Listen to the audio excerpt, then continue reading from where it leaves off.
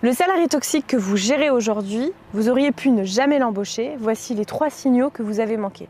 Le recrutement, finalement, est le premier rempart contre la toxicité, mais la plupart des managers, même des RH, ne savent pas quoi regarder. Résultat, on embauche sur les compétences, on licencie sur le comportement. Premier signal, en fait, la personne va parler de ses anciens employeurs avec beaucoup de mépris, pas une critique constructive, du mépris pur, du style « mon ancien chef était complètement incompétent, mes collègues étaient nuls ». Retenez bien, finalement, la façon dont quelqu'un parle des autres, parce que ça dit tout sur la façon dont il va parler de vous demain.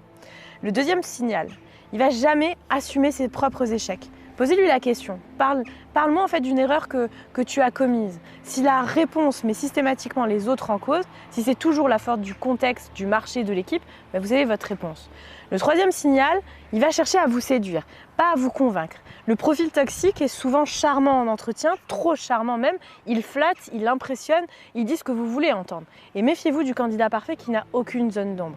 Donc ces signaux, ça s'apprend et ça s'anticipe. Tapez neurosciences en commentaire pour recevoir mon guide complet sur la gestion des profils toxiques. N'hésitez pas à vous abonner pour plus de contenu à ce sujet.